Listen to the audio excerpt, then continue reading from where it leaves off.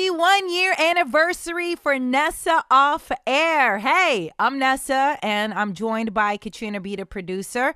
We are going to take a look back at some of our favorite moments, all right? I mean, from adulting, understanding finances, being open and honest and vulnerable, admitting that we probably need therapy. You know, maybe Katrina may need it a little bit more than me, but hey, we're in this together, all right? Every single week. So make sure you like and subscribe and follow and tell all your friends, okay? So while this starts rolling, I just want to make sure that we keep you updated. There is a lot to cover. I know it is election day, all right? That's also kind of a big reason why we're not going to be on, because we are going to be monitoring what is going on so that when we have a conversation for a new episode, we have the facts, and hopefully we will know the results, Katrina. Absolutely. Nessa, I tuned you out after you said anniversary because the only thing I heard was it's our anniversary.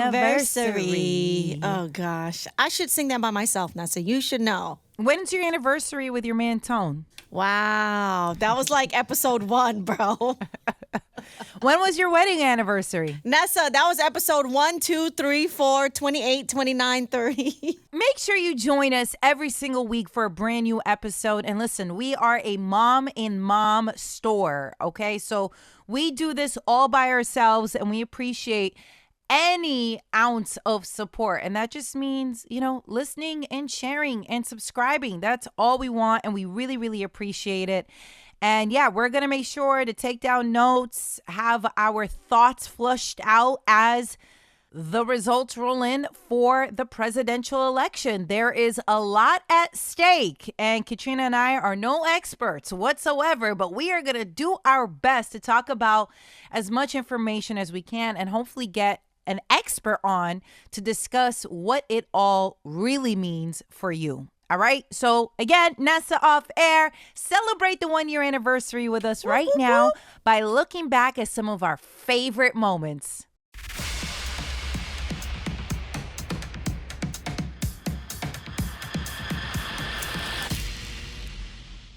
So does this mean you're going to break up with Tone? No. Okay. Is he going to break up with me?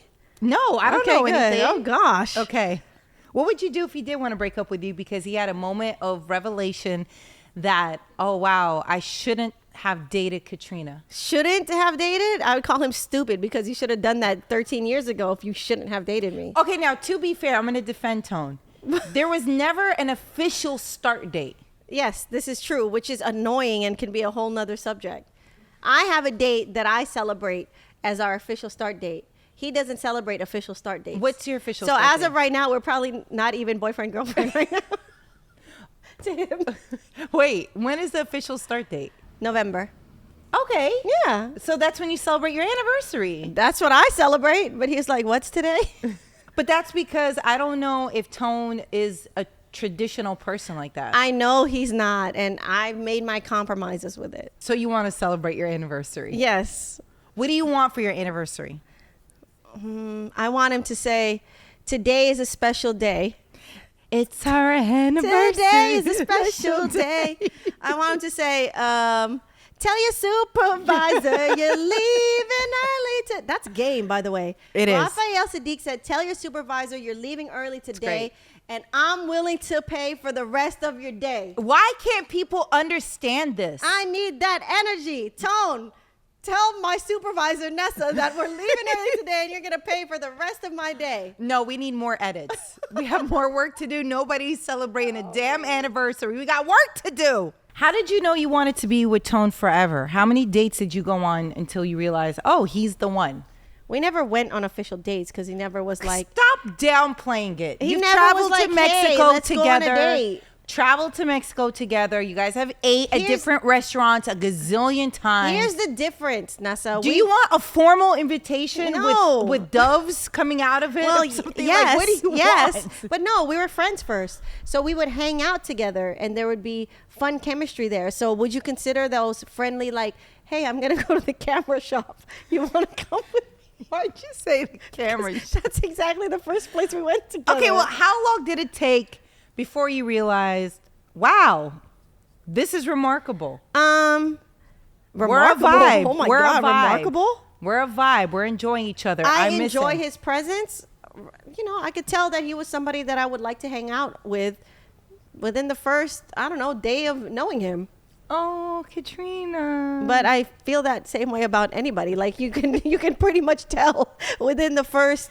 You're I don't know, emotionally abusive, by the way. within the first 10, 20 minutes, I can tell if this is somebody initially gut. Right. That I'd be like, oh, this person's cool. I would talk to them again.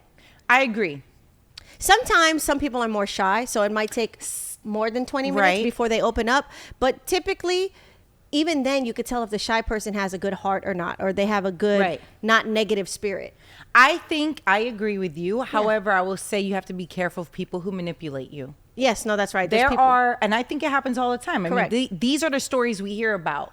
People getting played Right. in relationships. They are somebody else. Yeah, they this were- isn't they who weren't I who I fell in thought love they with. were. Yeah. Exactly. So I think it's safe to say for me, Yeah, I it is. already know within a few minutes if I'm vibing with somebody. Friendship, relationship, otherwise. How about Colin? I remember I was there. I could tell you. Y'all were talking. We were at this place together. Right. An listening- event in New York. An event in New York. Yep. All three of us were talking. Then all of a sudden it was just y'all two talking even though I was there. I don't even remember you being there. Because you guys were in the vibe. Y'all were in the zone. But I knew we were gonna be cool. I didn't know we were gonna Yeah, but fast you- forward, get married, have a baby, and all these things. You knew you were cool enough to continue talking to him for Yes. the duration of the event and not even know that I wasn't even standing there anymore. Yeah, you're right. So You're that right. took you what? How long did it take you to one real conversation. I not don't know. even What was conversation. it, 2 Dwindle hours? it down. Yes, you guys were talking for a very. We were talking for 2 hours, but I knew probably within seconds to minutes. right For when sure. he came over. When he came over, kind smile, right. nice energy, Right. engaging in a conversation. Oh my gosh, you're falling in love again. I know. But yeah, no, and I think you're right. I think it's very easy to tell. Yeah, I think you should also trust your gut. In summary, she was trying to test Tone because he was in a relationship with you. So funny because That's really what it was. Right, right. There was nothing else to it than her really just pushing the boundary to see, oh, is he going to mess with me? Because I know he's in a relationship with Katrina. right. That's scandalous. That's a whole different discussion. That's a different discussion. But to that point, them being friends Right. is what made her feel comfortable to do that. That was her entryway into the situation. And- They're having a friends dinner. Ha ha. That's what happened. Right. Well, all that to say, it was more than a friend's dinner, which was why I was not okay with it. Can he hang out with that person? Yes, in a group setting, I have no problem with We it. didn't say- one-on-one dinner. One-on-one No, dinner. no, no. Listen, that's how mature I am at this point. No, there is no one-on-one ever, right? I'm okay if he went on a one-on-one dinner with an ex, that ex. any ex. Wow, Katrina, you are. Let me tell you why. Tell me why. Let me tell you why. Not only am I mature enough Yeah, to have that, sure. I believe that we are both mature enough in our relationship to know that this isn't going to go any further than this one-on-one dinner. And I don't want him to be like, I don't want him to feel like, oh, Katrina doesn't trust me to go out to dinner. I don't think it's trust. And that's what I've said before. I used to have a problem with it because I was like, I trust you, Tone, but I don't trust her. That's a really good point. The other person is the person you don't trust. I just think an ex is an ex for a reason. Right.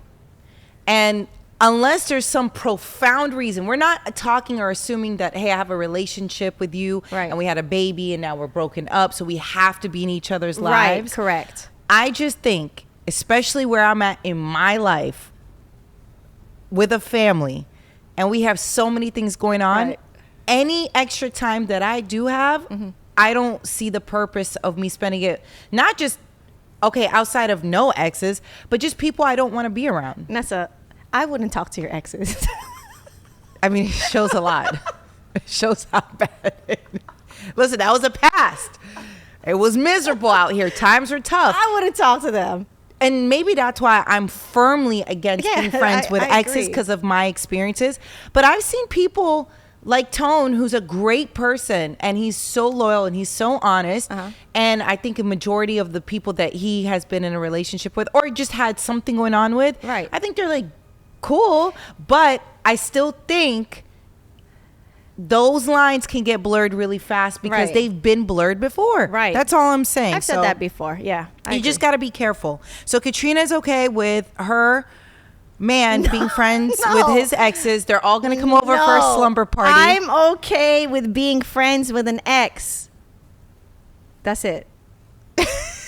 Well, I mean, the reason we're talking about this, you found this article, it was in Psychology Today. Right. And they were talking about, hey, if you do want to be friends with your ex, it really depends on the nature of the breakup. Right. Right? Oh, yeah. No, 100%. Right? Because can you be cool with somebody that was so disrespectful to you? Right. For me, it's a no. Doesn't mean I can't forgive you and let that go, but to be friends with you, to Right. exude energy to be friends with you, absolutely much. not. What is the emotional attachment and what are the boundaries? And I think one thing they didn't mention is, are you still in like or love with them? Because if you are, that's not going to work, because then you'll never break up. I think it's easier for women to be friends with exes than the other way around. I think.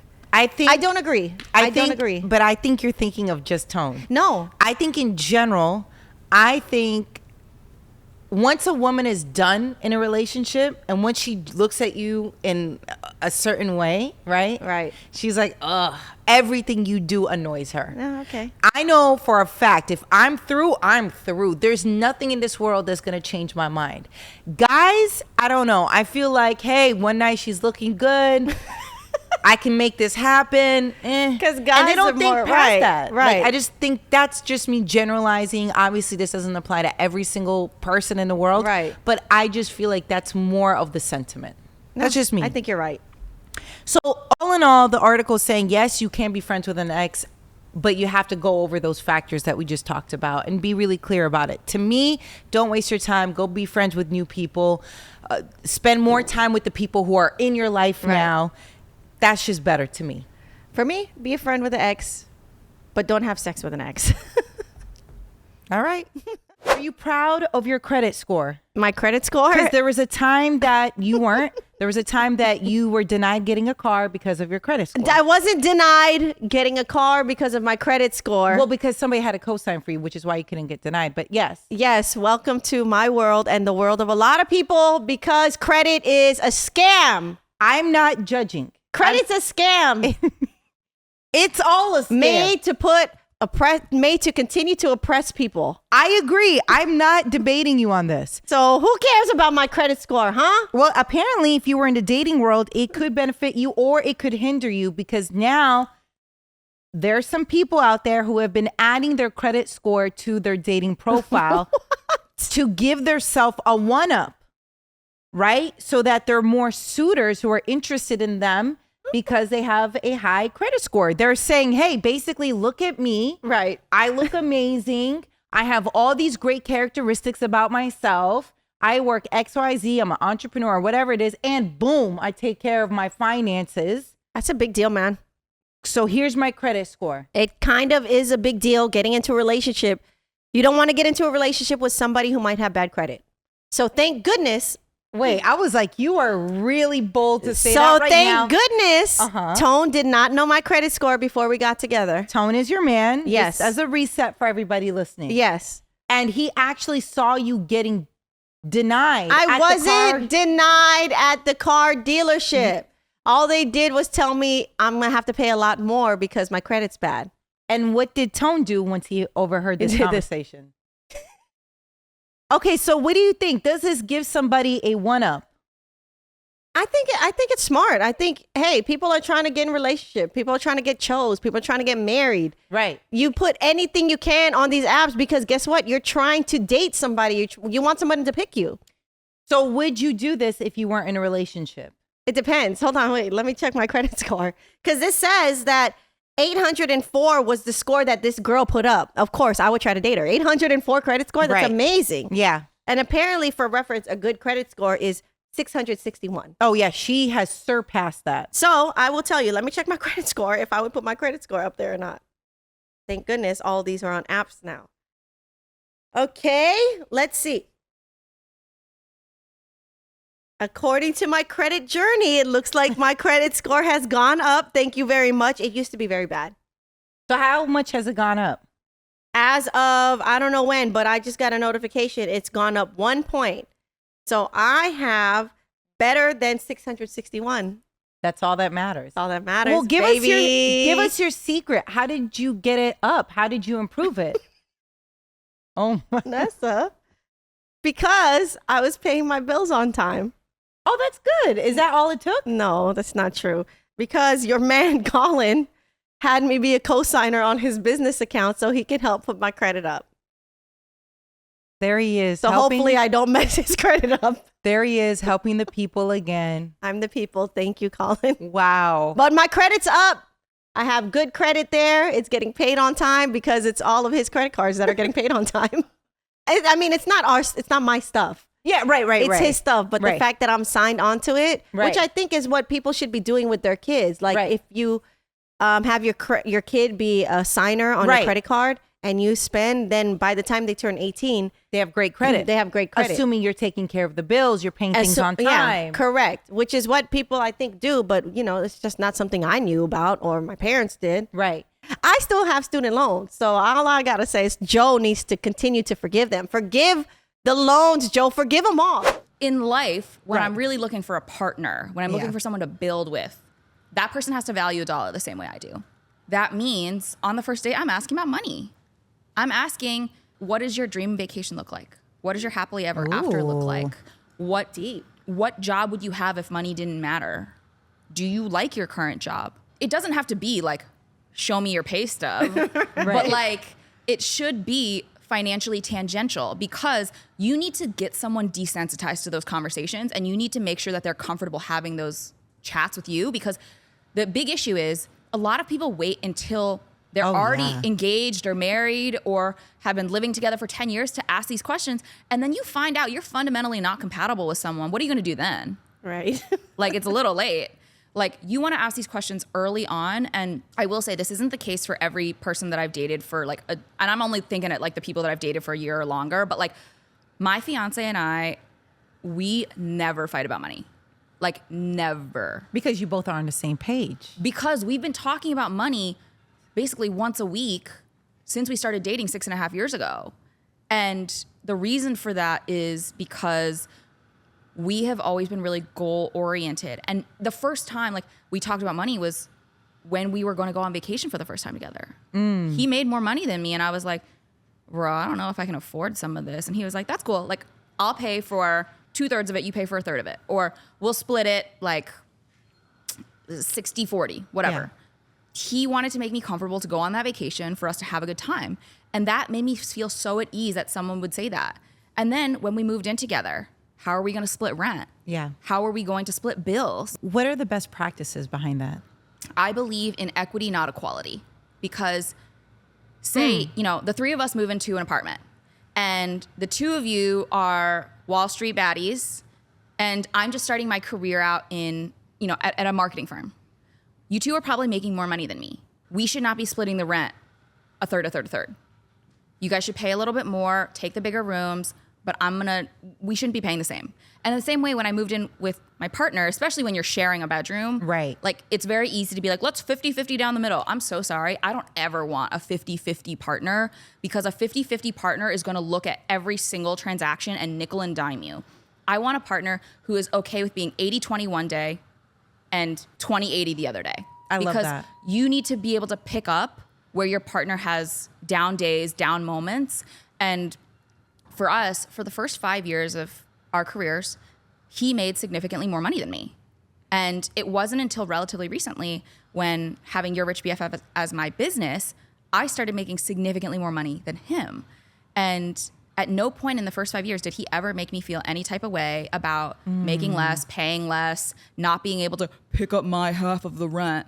Now that I'm making 4 or 5 times what he makes, and that's not to say he still has a really wonderful job, gets a great living. And he's not insecure at all that you make more. No, he's like, girl, make that money so we can get our second house. Like, hurry up. Like, he's so supportive. He's my number one cheerleader. And that's awesome. My big goal is to like never ever make him feel any type of way because for us, money has always been fluid. We've never ever nickeled and dimed each other.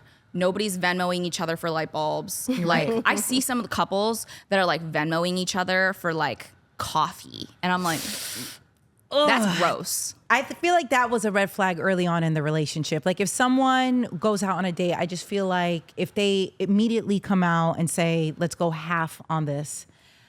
Oh, I'm just saying, I've never been on a second date with anybody who made me split the bill on the first one. it's not happening. No, why would I? No thanks. You invited me. Yeah. Right. So then Pay up. Are you guys doing joint accounts? We do. So we do yours, mine, and ours. So we have an ours account that pays like our mortgage, just like Okay. regular groceries, the electric bill, the Wi-Fi, Nice. whatever. We also have mine accounts, which are like lash extensions, mani-pedi. I go out with the girls for brunch. I get to have a good time and I don't need to feel bad about it. He also has his account, so he can go golfing. Did you know those fees to go golfing are very high? Golfing's an expensive Oh, sport. it's very expensive. Why, like why? When he wants to go buy like some, new stupid like TV sound system, whatever. Like I don't even know. Right. He can do that because That's his. That's his money. That's right. He works hard. You're allowed to enjoy your life. Like I'm never gonna tell you no. But for major purchases, we always just run it by each other. Be like, hey, this is cool. I love that. Me too. Got to be honest about this. Yeah. Inspire each other, and I think we did a really good job at that. Did you both annoy each other at some point during this 6 months process? Like just regular parent, child dynamic. You're just like, okay, I get it. It's my job to annoy him. I love it. Yeah, It's yeah. my job to annoy him. But my thing was probably like It's a great job. the early mornings, like, being on time. Right. Yeah, but who's on time now? You are on time, bro. Okay. Let's I go. give you that. I give you that. Okay. This press run, he's been Let's on go. point. Ready. I have no complaints. But during the show, my thing as a father is like, this is a great team we have. This is a great network. All eyes are on us. Let's be Right. professional as possible. And you can still have fun. And so that was me annoying him. Yeah. I love it though. Yeah. What would you say is your biggest fear and biggest hope for your son? My biggest fear? And hope. That's a good question.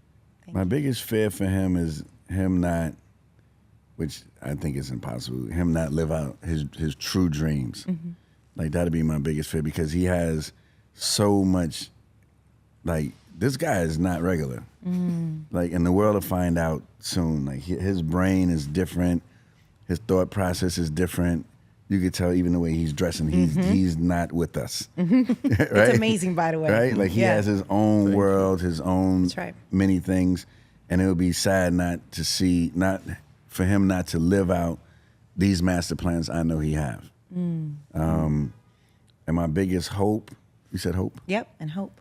And my biggest hope is that he maintains being grounded, and the way that he is to others and the love that people show him, he gives back.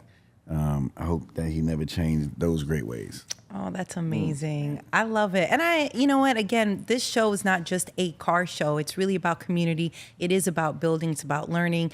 But just seeing the dynamic between you two, I love it. Thank you. Is this something that was like just non-negotiable for you? Were you just like, no, I want to have my son with me. This show has to be this or I'm not going to do it? I felt like that Yeah. because, there was other people that was going to come in as a co-host.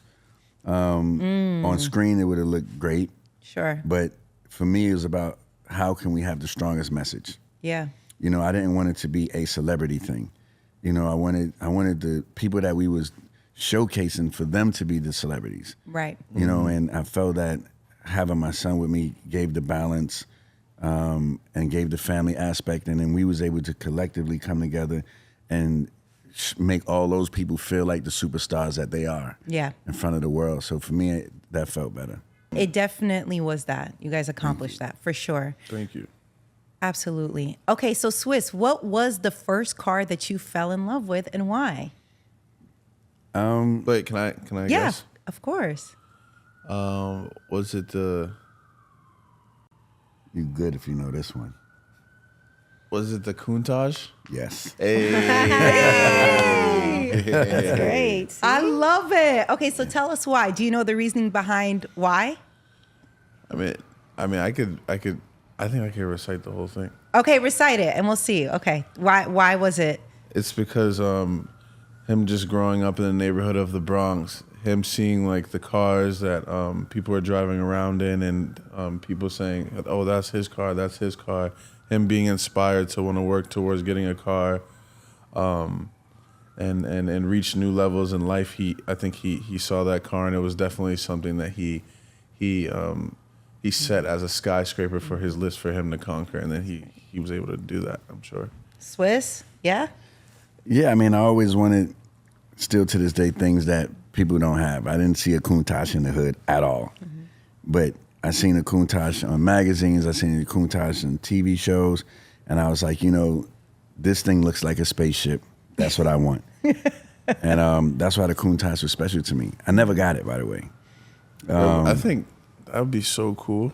To get the Countach? Yes. I'm in a different space. For the past couple years, you get sick and you cause an issue in our workflow. So I literally was going to write you and have a talk with you. I just didn't want to do it on camera. Tell you, please don't come back sick and mess up our workflow. Here's the best part. Because we don't have the capacity. My favorite part about this is that I get COVID and we're worried about messing up the workflow, not if I'm on my deathbed. Yes, because you know what? The first couple times it happened, I understood.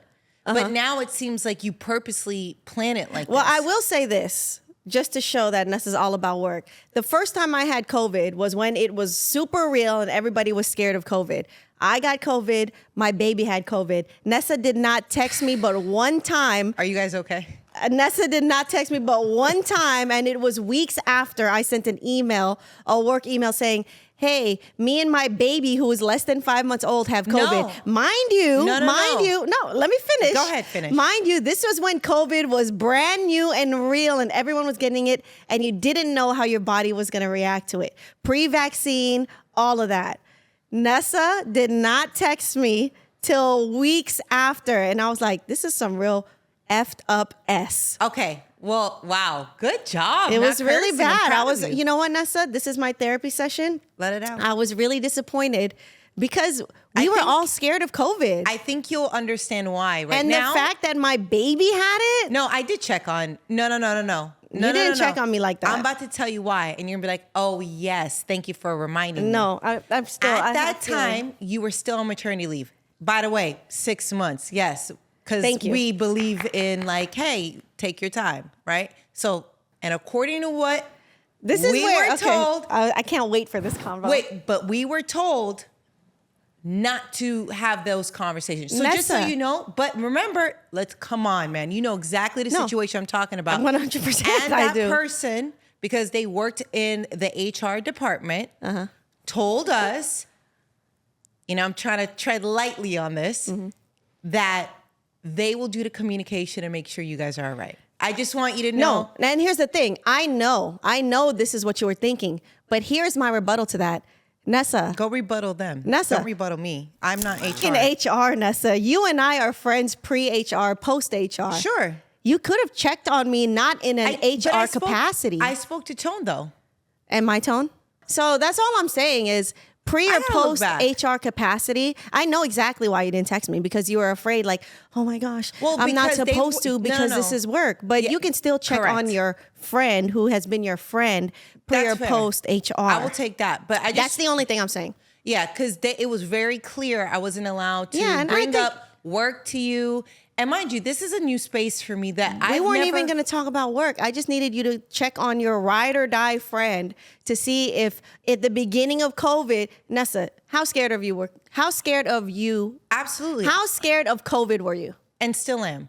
Right. No, but So I'm not imagine debating in the that. beginning. I'm not debating that. Yeah, and I'm not debating why you didn't. Actually, I am debating why you didn't do it. No, I know I didn't. Now, I know when exactly I look why. back, I only know better now because of how it unfolded. Right. That whole situation. But even then, and here's a good conversation, because this is a real sticky slope, friendship versus HR, right?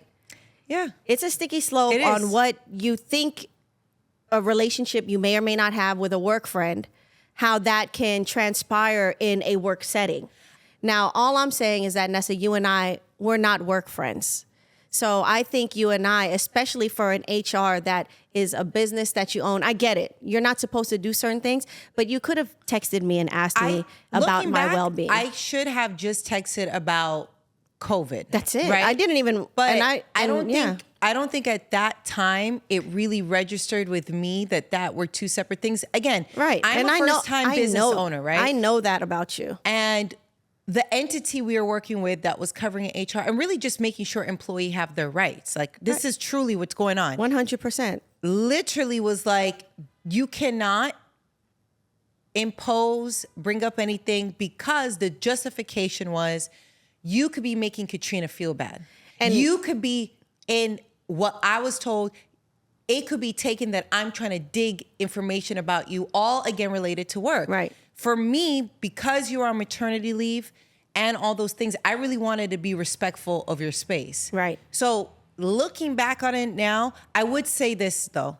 I still would tell someone if they're in this situation where they work with somebody. Correct. I still would say follow the protocol that's told to you. I think you're right. I don't think I personally don't think you should because I don't know people's dynamics with their friends. Right. I know you. Do I think you would have felt bad? No, but I also took in consideration, this is your first time on maternity leave. Yeah, there's a lot going. This is I your know there's first time as a mom. There you go. I wanted to be very respectful to not hit you up because one time, a long time ago, you said, hey, when you hit me up, I already know it's about work. You said this to me years ago. Right. And that's really stuck with me. Mm-hmm. And so that made me feel like even if I send a text, it's true. No, right? no. I'm agreeing with everything you're saying. If I text you, it's going to trigger work energy. Correct. And I don't think that's fair when you're still on maternity leave and you do have COVID. That was my way of being cautious of the situation. I think now I know more about the situation. I understand like why HR feel that way. So I still stand on it. Right. But I don't know. I have to think about how I could have had or asked about you without it triggering work. Right. Listen, I give you credit. I don't know. Because listen, in this situation, I get it. HR is making a firm statement based on their expertise. And they're also in communication with you, right? And not just that. They not only are is relaying, just so you know, they are relaying Katrina's doing better, family's doing better, but this is a reality that she's facing with her family. So I will say this again, I'm giving you credit here. Anybody, any business owner, I think it is important to listen to your HR because your employees have rights. Period. Right? Correct, yeah. Your employees have rights. I get that. And I also get that you understood that I was a new mom. You didn't know how I was dealing with postpartum. Yet, so I don't know. Even if you're a mom, you still don't know how the next mom is dealing with postpartum, right? So I give you credit for those things. However, one thing I still will debate you on is that you and I have a different relationship pre and post HR. I got a question though about swapping. Do you like it when people ask you first or if they're already sitting there? Ooh. So we've had times when Tone and I, it's basically this seat. So they're in an aisle and they're in an aisle. Yeah. And I'm like, Tone, just sit down already. Sit here. And he was like, oh, I you don't want him to do that without asking? I was like, it's literally the same seat. It's Katrina. It's different if it's like far back. Because I don't want to get canceled. You know, you're not allowed to say certain things anymore. But wow, if that was me on a plane and you did that, I would have had some nasty words to you. And I would have been like, all right, cool, but it's not that serious. That's what I would have said to you. I would have said, it's listen, this seat, okay. B-word, this. My bad. I'm kidding. I wouldn't have cursed, but because it would kick me off. But I would have felt away if you sat there and didn't ask. Bro, it's not that serious if it's literally the next seat over. It's an aisle and an aisle. It's still my seat. I don't know who you are. Okay, I got a question. Yes, because somebody tried to do that before. You and Colin traveled like together. I've booked for you guys before where you guys are not sitting next to each other. Yes. But you guys are still in the same section. Yes. I'll ask nicely. I'll say, hey, if you're okay you'll with stay in your seat. You guys will both be in your seat. You'll wait till that person shows up. Absolutely. Every time. Okay, just checking.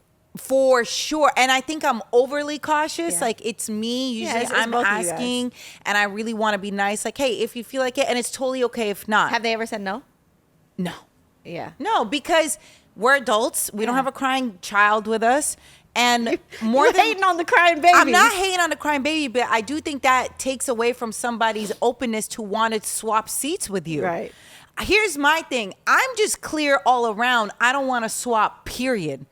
I don't care what it is. This is the seat I booked for a reason. Right. And more than likely, I booked it towards literally the front to avoid as many humans so I could get on and off as soon as possible. Right. Because I do have anxiety when I'm on a flight. Yeah, no. I don't feel like I'm a pleasant, really person like that. I'm nice, I'm cordial, but I don't want to be doing too much. You're right? polite. You're nice. I'll even offer, like, if I have wipes and I see somebody next to me look at it, I'll be like, hey, do you want some? Yeah. I'm that person. But once it's my seat, it's my space, please don't be all up in my space. Right. And it's like people who are on flights who are coughing and don't want to cover their mouth. We have to figure this out. Like, at what point did you just not know how to cover your mouth? Like, it's just the oddest thing. I've seen someone pick their nose and put it on the screen before. I've seen someone use their foot to swipe on the screen. Right. I've seen things on a flight that now I'm just... That's gross. Recently, I had somebody's foot up on my thing, and it was really gross. Luckily, a sock was on it. If it was a barefoot, I probably would have gagged. That is so... It's like, I bro, don't you're know. on. Come That's my on. elbow. That's my elbow you're touching. Like, don't you think you should move your That's foot back? so weird to me. It's gross. It's just not thoughtful. It's not that. No. Do we need a rule for that? That just seems so obvious. Don't put your foot on my elbow. Yeah, it's really gross. Whatever. But I mean, we talked about the whole traveling with babies. Yeah. We've talked about changing seats. Now, this airline actually is making a section for adults only. Perfect. You like this? I think it's great. It gives everybody the options and the freedom to just say, hey, I want to sit in a section with adults. I don't want to deal with crying babies. I don't want to deal with children. Even if the babies aren't crying, even if children aren't crying, I'm not trying to hear their bags. I'm not trying to hear You their know what they little games. do? They I don't kick wanna they kick their feet up. On Yeah, the back. don't kick my back. We be having to hold Amara's foot because she doesn't know. She just Of wants course. to. And I'm like, stop it. We don't want to be that family. So Yeah. I'm like, really like, stop. 'Cause Yeah. It took one time, the lady looked like this, and I was like, Amara, you better stop, Amara. Because what am I supposed to do? Like, oh, I'm sorry. She's just yeah. a child. It's a hard space to be in, right? Because they're going to do what they want to do, but it's up to the parents to deal with that whole situation. But I do think this airline is doing the right thing by creating an adult-only section. Mm-hmm. They're going to have walls, they're going to have curtains so that they can have a nice experience, enjoy the silence, and not have to deal with kids. One time, Tone and I were traveling with Amara. Right behind us was another family, right? I was like, Okay. oh, more kids. Okay, so I'm like, whatever. At this point, I'm immune to kids. But this baby behind us just kept crying and crying and crying. I felt so bad. And then toward the end of the flight, I'm like, what's going on? The baby threw up. And boy, I'm telling you, I have compassion, but it was stank, Nessa. It was really bad. I feel bad I do- because it's not the baby's fault. The And parents listen. got the baby on a flight. Like, they can't read the room. Your baby's probably not feeling well. The worst part about it wasn't just their aisle. So it was the mom and the dad. They had a lap baby. There was another passenger Oh, my.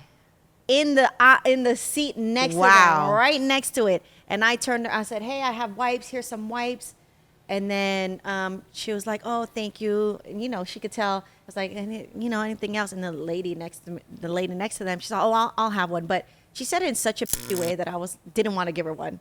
She was like, "I'll take a wipe." Like, she was really like being pissy. I was like, "Bro, like, they're already going through so much. Their child is sitting here crying." Flight attendant came, and luckily they were traveling like with a nanny who was a few rows back, and they're like, they had already taken the clothes. They're like, "Please, can you bring her to the nanny?" I'm like, "Okay," but that baby was going through it. That family was going through it, and I just felt so bad for them. But that's maybe a reason why that this is a good idea, traveling without Kids. kids.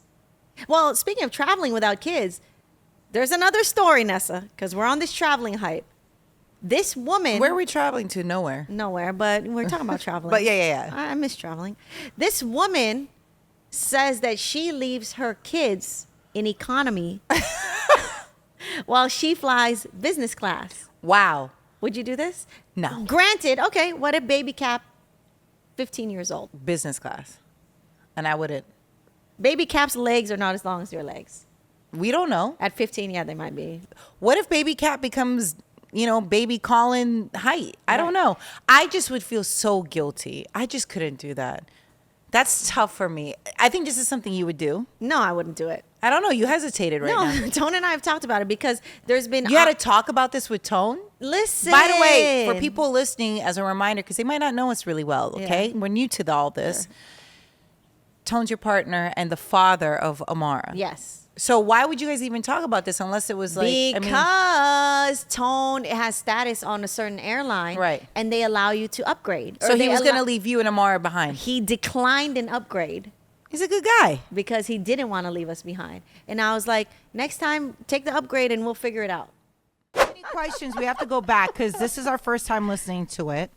There's a bounce to it. You know what? Kendrick heard everyone talking about diss records and they're not for the club. Kendrick made one for the club. Yeah, he was like... This is a DJ Mustard beat. He was like, let me see what's going on. Oh, you think I can't? Watch this. Okay. We were just saying that yesterday, Nessa. Right. You said... I need something happier. He's referencing Family Matters. Family Matters dropped yesterday. So he literally made this song yesterday. Do you think there's a possibility that he's worked on this and then he just went in, adjusted a couple lines? Because what? It may be.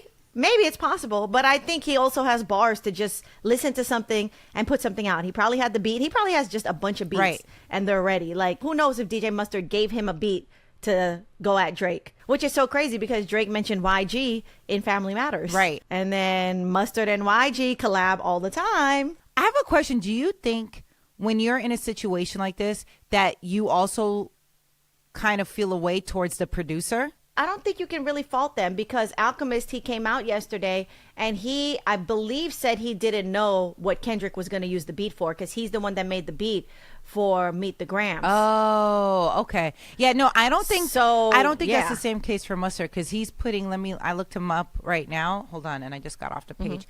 I think he was putting like devil emojis.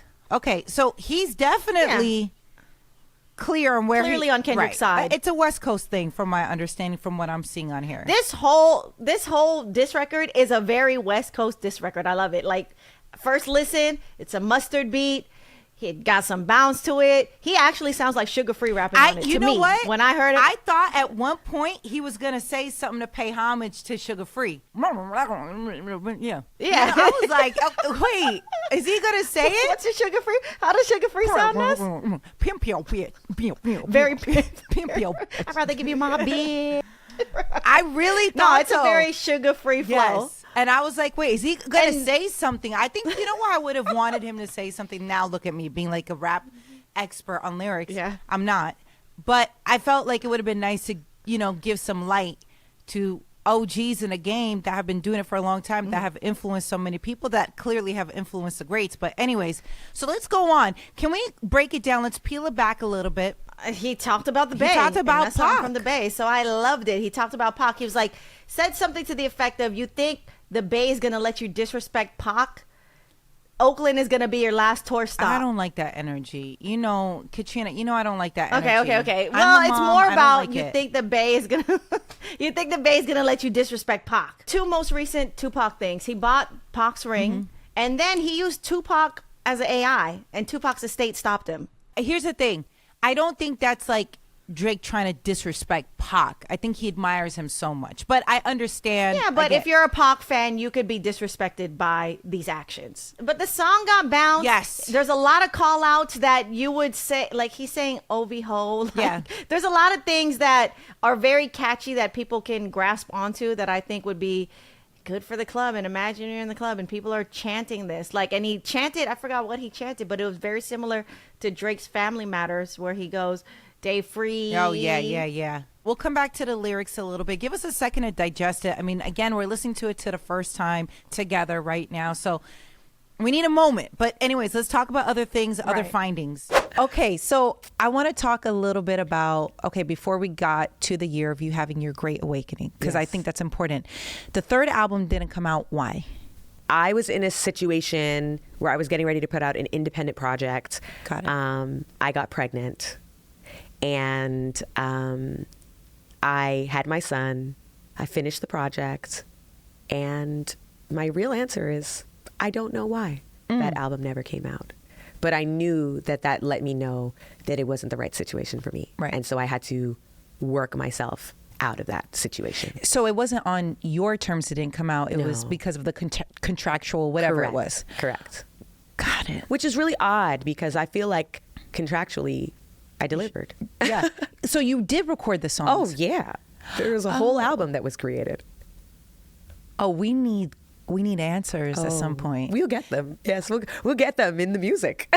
So it was really funny. There was this one like YouTube video where this woman did this like expose. I'm like, what really happened to Melanie Fiona? I was like, girl, if you want to know, you should have just asked. Right. She just came up with all these theories. I was like, people are going to decide whatever they want to decide. Right. You know, some people were just like, she left music to be a mom, and it was like, I never stopped doing music. I've always been performing. I've always been singing. I've never stopped. Like I never actually was like, the only time I thought I was going to stop was when I was trying to get myself out of that situation. Right. As I remember the I had felt situation, by the way. so burnt out. I was so exhausted. I was so hurt and heartbroken that I was like, I don't think I could do this anymore. I don't think that this is the relationship I'm supposed to have with music. I felt like it was always strained. I'm gonna be honest. I always felt like those. I felt You mean like, from the beginning? Yes, Interesting. I did. From the first time we met, I could. It wasn't on you though. I could feel the dynamics, and not your disappointment, but I think there was. You're so hungry and you're wanting to work and you have all this energy, and it almost felt like who you were working with didn't have that exact same energy. Like I didn't feel like they were just as like Melanie, you were out here working very, very, very hard. The excitement that you had behind your music, the pride that you had behind the music. I didn't necessarily feel like who you were working with at that time, if it's the same reason, like the same people that you're working with for the third album not coming out, I could totally see it. So I don't know if it's the same, but if it is, I felt it. You know, the one thing that I will say is that good, bad, or indifferent, because there's perception and how Sure. people think Right. and like what they think. And I'm very grateful for my team from that time. Right. Very, very grateful because everything that I was ever able to accomplish, I did accomplish with them. That's amazing. And so that to me will always be a gift. Right. No matter what direction it ended up going in. Right. Yeah. And also, though, it doesn't necessarily always mean like it's the direct people you're working with. Like, you know, a lot of times fans and consumers are watching. We don't realize, oh, like maybe that team was great. But there's so many other people in these situations that are involved that are considered the higher ups or whatever. There's so many moving parts in these situations. I mean, unlike if I'm just sharing, if I'm being completely honest, like when I was signed to Universal Records, I think I had 6 product managers Yeah. on one project. And, Like, and that's regular. and that's turnover. Like these are the Yes. things that like people don't think about in the music Yes. industry. Like somebody Yes. got fired, there's someone else coming in. Oh, well, I was just building a relationship with that person. Oh, well, now there's a new person. Oh, well, that person's getting ready to leave. It's very difficult. So this is what we're saying. Like when we're Yes. talking about politics and things that like people talk about in the industry, there's so many factors as to why somebody can be successful or not.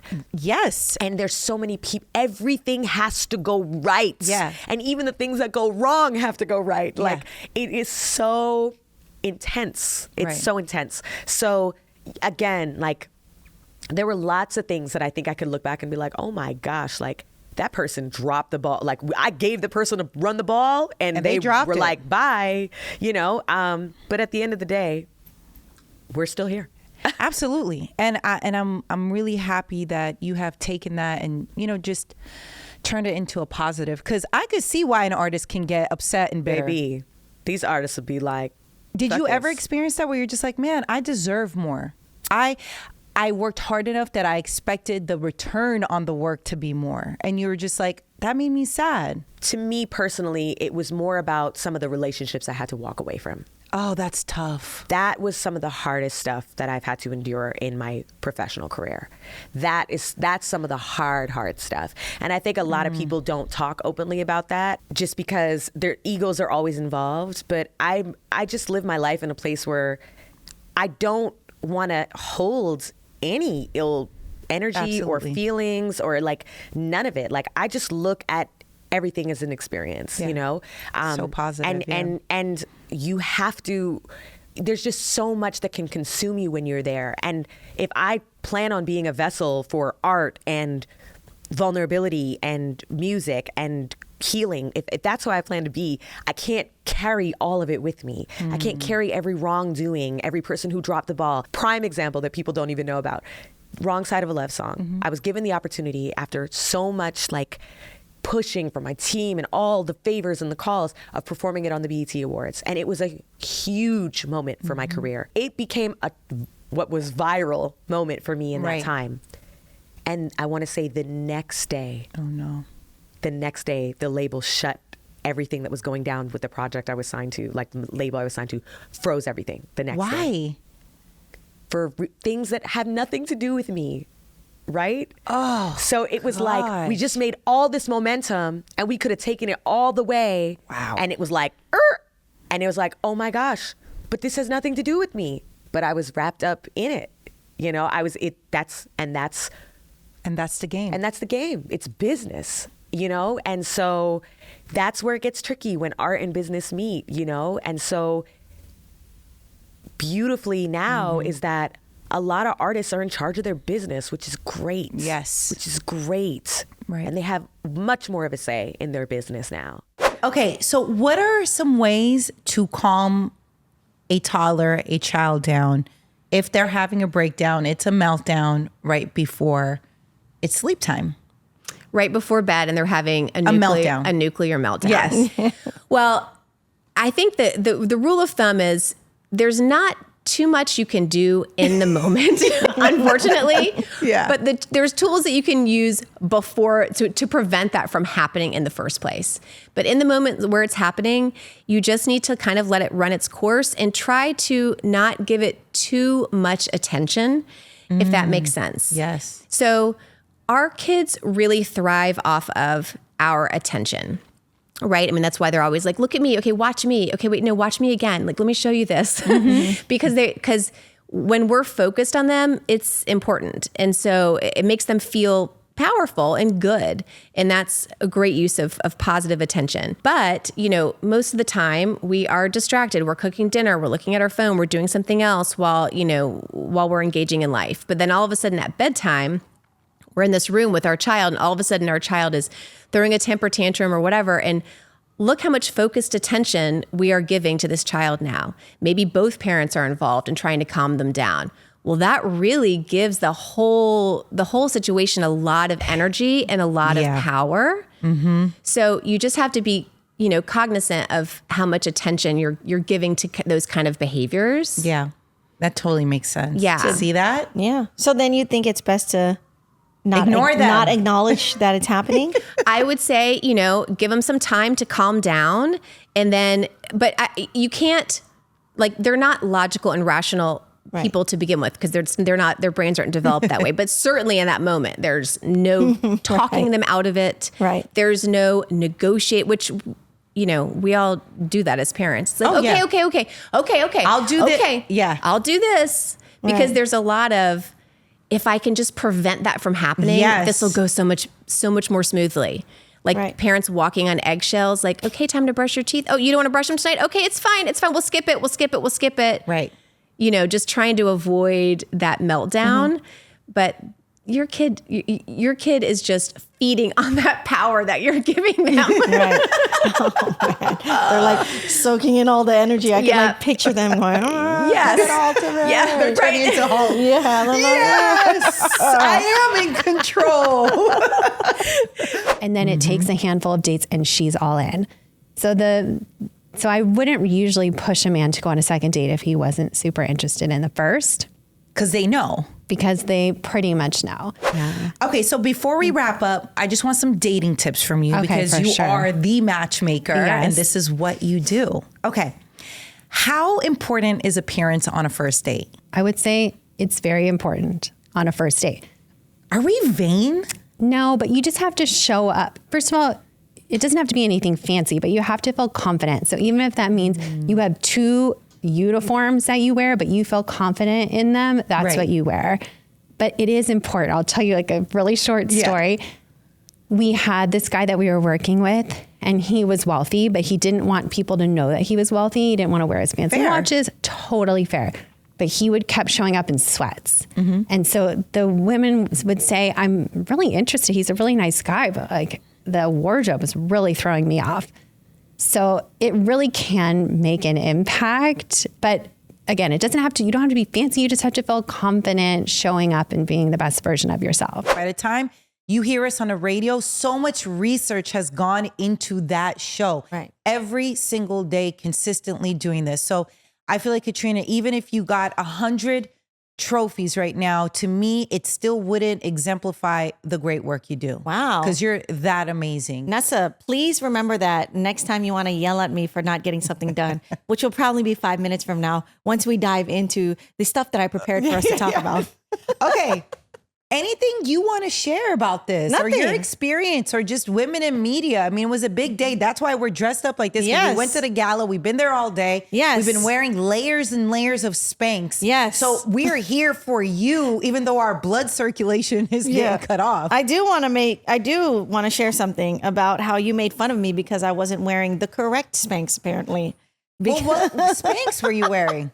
I was wearing zero Spanx. I was telling you that I don't like wearing Spanx. But why? Because Spanx apparently are a kind of undergarment that you wear to kind of tighten Cinch it up. in, yes. Cinch it in, tighten everything up. Right. So you're not like hanging off your pants. Yeah, but what kind of undergarments did you get? So the one that I typically have is an underwear with a long top. Right.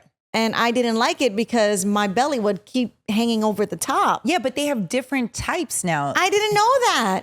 And why didn't you ask me? I own every single kind of style humanly possible. So basically what I need would be the ones that are like a biker short. Right. That go all the way up to a bra. Yes. Yeah. So that it has nowhere to, but it would probably hang out right here, right? Well, but you have a bra on, right? So Yeah. it doesn't, so But then it would some hang of out them in this cover, section. some of them cover your breast and then some of them just go under your breast. So there's different styles. That's what I'm trying to tell you. You know what? My mom bought mine. Keep it a buck. Listen, keep it 100. To be honest, the fact that your mom thought of this is really sweet, that she was trying to help you out. She was. She said I looked like a sack of rice. So she definitely said that I needed one of these, which is fine.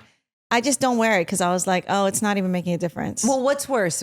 You looking like a sack of rice, according to your mom, or my mom saying that I'm the only person that she knows that goes to the gym this much and keeps on getting fatter. On par. Yeah, On like par. it's very like, and you know what? My mom definitely meant it in the, like, she's not saying it maliciously, like even her tone. She's Mine too. saying it very nicely. Yeah. What if I have no place to live? That's different. Take that out the way. Okay. If you have nowhere to go. Like she can't. she's like, I don't want you to live here, but I'm going to make sure you have an apartment down the street. That's fine. I get it. You know why? Because I get it. You Right. want to do your family thing. Are This you going to is- be okay with that? Yeah, this is your family era. I get it. I get still it. think your feelings are going to be hurt. Of course. Why wouldn't my feelings be hurt? But I get it because I feel that I won't be an overbearing mother. Who knows? Right. Oh, Because I don't know. get a lot of dynamics think you're with, gonna be overbearing. with people that feel like they have overbearing parents, they have overbearing mothers. Like some people can't, like I hear stories like, oh, my mom's coming to town or this or that. I'm like, Right. damn. Like, I hope I'm not like that. I hope I'm not like that either. I don't And think I I don't- will be. I think you will be on the brink. I don't have that energy with my mom. I think my mom kind of gets it and she moves accordingly. Like at this point, I'm an adult. So she's not being too overbearing. Okay, she did check in on me one time at 2 a.m. when I was outside. That's okay. But she's a mom still, so I get it. But how I live my life, there's a lot of things she could be trying to harp on me for. She will wait till it's been the 5th or 6th time and be like, Katrina, that's why you can't be doing that. So she gives me some rope. She lets me do my thing. And I'm going to do the same for my baby. I think you're going to be on the brink of catching feelings, but that's just me. We'll come back. I'm going to live with hopefully. you. I'm going to live with you. Well, you know, I'll always have a room for you.